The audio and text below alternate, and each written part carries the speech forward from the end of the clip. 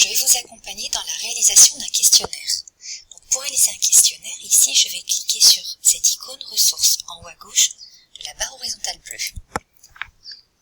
Ensuite, je vais sélectionner le dossier dans lequel je souhaite insérer mon questionnaire.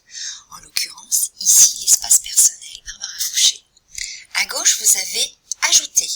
Cliquez bien sur Ajouter. C'est un questionnaire que je vais ajouter. Cliquez sur Questionnaire. Vous allez donner un nom à cette ressource.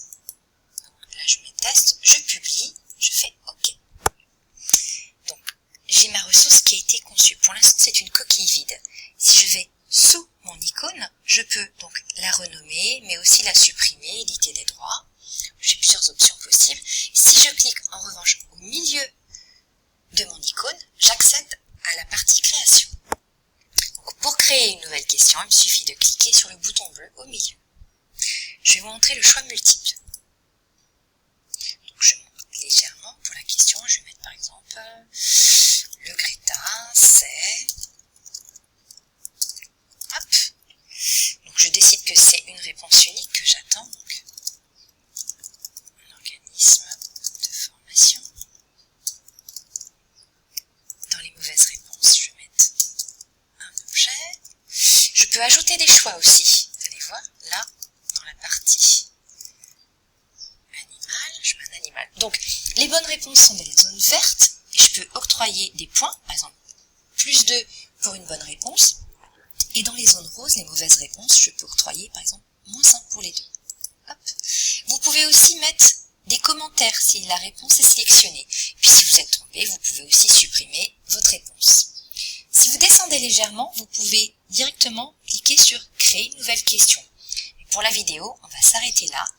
Et surtout, on va penser à bien cliquer sur cette icône « Sauvegarder ». La sauvegarde n'est pas automatique. Voilà, donc là j'ai fait une sauvegarde. Donc pour vous repérer ici, vous avez l'étape numéro 1 qui est encadrée en bleu. C'est là où vous êtes. Si vous cliquez sur Paramètres juste au-dessus, vous allez pouvoir affiner vos paramètres, c'est-à-dire renommer le titre, donner un descriptif à votre questionnaire. Pour les tirages des étapes, choisir si c'est aléatoire, ainsi que l'ordre. La passation, c'est-à-dire est-ce que vous limitez le nombre d'essais au questionnaire.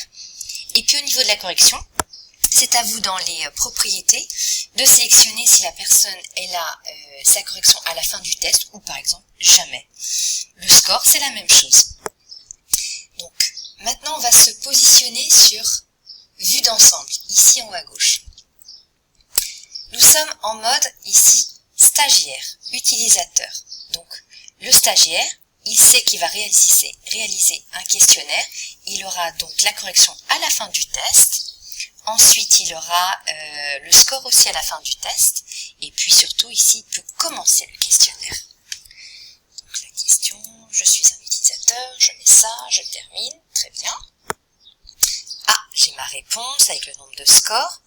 Et puis si j'avais fait une faute, j'aurais pu regarder les réponses attendues.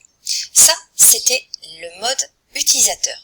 Maintenant, vous en tant que formateur ou formatrice, je vais vous montrer aussi sur la partie droite, ici, dans Résultats, si vous cliquez en dessous, la liste des résultats. Vous voyez que vous allez avoir ici dans Utilisateur tous les stagiaires qui ont réalisé votre questionnaire, avec les dates de début et même l'horaire, date de fin pareil, les scores, et puis l'action, c'est-à-dire que si on clique sur l'œil, on va savoir exactement ce que le stagiaire a répondu. Donc ça, c'était dans la vue d'ensemble. Pour commencer le questionnaire, il suffit de recliquer dessus. Pour vous maintenant, si vous êtes perdu, pas de panique. Là, vous avez cette icône ressources. Si vous cliquez sur ressources, ici, vous avez votre icône du questionnaire qui apparaît là. Et regardez à droite, vous avez résultats, la liste des résultats. Voilà, merci pour votre écoute. Au revoir.